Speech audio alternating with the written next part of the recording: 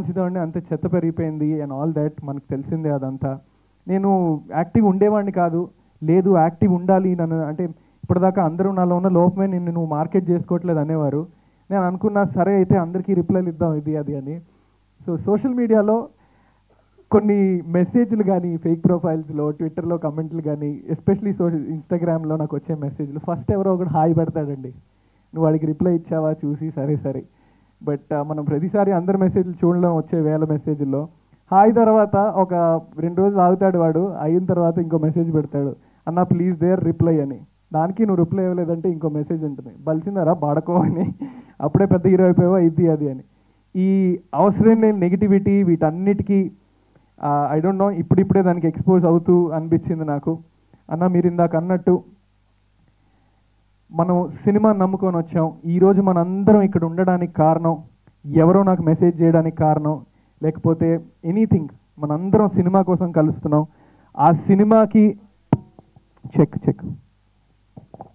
ఆ సినిమాకి మనం జెన్యూన్గా ఉంటే, మనం ఈ దేనికోసం అయితే అందరం కలిసామో దానికి మనం జెన్యూన్గా ఉంటే మనకు రావాల్సింది మనకు వస్తుంది అని నా గట్టి నమ్మకం. ఎంతమంది ఎన్ని రాళ్ళు విసిరినా మనం సినిమాకి కట్టుబడి ఉంటే ఆ రాళ్ళన్నీ ఉపయోగించుకొని మనం అనుకున్న ఇంటిని మనం కట్టుకోవచ్చు అని నేను నమ్ముతున్నాను. అండ్ ఇంకొకటి నాకు ఇప్పుడిప్పుడే అర్థమవుతుందండి, ఈరోజు నేను ఈ స్టేజ్ మీద మాట్లాడే కొన్ని మాటలు నేను ఇంకెప్పటికీ మాట్లాడను కూడా. బట్ ఇలాంటి విషయాల్లో నా స్టాండ్ ఏంటి అన్నది జనాలకి నేను కమ్యూనికేట్ చేసుకునే బాధ్యత నాకు ఉంది. ఏ కోణంలో నన్ను చూడాలి అన్నది కూడా మీ అందరికీ నేను కమ్యూనికేట్ చేద్దామని అనుకుంటున్నాను. 12వ తరగతి వరకు కూడా నా కాస్ట్ ఏంటో నా కులం ఏంటో నాకు తెలియదండి. అమ్మ నాన్న అలా పెంచారు. అమ్మ నాన్నది ఇద్దరిది లవ్ మ్యారేజ్. అండ్ ఇన్స్టాలో కొన్ని కమెంట్లు కానీ ఊరికే హేట్రెడ్ ఎందుకు వస్తుందో నాకు తెలీదు. బట్ ఈ విషయంలో నేను చేస్తున్న సినిమాలు నా కెరియర్ సాక్షిగా మీ అందరికీ ఒకటి చెప్తున్నాను. ఈ విషయంలో నేను పవన్ కళ్యాణ్ గారు ఒకటే. ఆయన అంటూ ఉంటారు కదా, నేను కులాలు మతాలకి అతీతం అని. నాది అదే అండి. నేను మానవ జాతికి చెందినవాడిని. అండ్ నా ఇన్స్టా బయోలో కూడా ఉంటుంది, నాకు చాలా ఇష్టమైన పాట ఇది, సంకర జాతి నాది కంచెలేని దేశం నాది అని. నేను ఇక్కడికి వచ్చిన సినిమాలు చేయడానికి వచ్చాను. అండ్ సినిమాలు మాత్రమే నా పని, అది చేసుకుంటూనే వెళ్తూ ఉంటాను. అండ్ ఆడియన్స్ అందరికీ కూడా నేను రిక్వెస్ట్ చేసేది ఒకటే, నా సినిమా కనుక మీకు నచ్చినట్లయితే అది మాత్రమే మాట్లాడండి అండ్ దేనికి నన్ను పరిమితం చేయొద్దని రిక్వెస్ట్ చేసుకుంటూ ఉంటాను. అండ్ ఈ సినిమాను ఆదరించిన ప్రతి ఒక్కళ్ళకి కూడా మన థియేటర్స్కి వెళ్తూ మేము ఇప్పుడు ఒక 20-30 థియేటర్లు తిరుగుతున్నాము. ప్రతి చిన్న సినిమాకు ఉన్న కష్టాలు ఇవి కూడా అవి మేము ఫేస్ చేస్తున్నాము.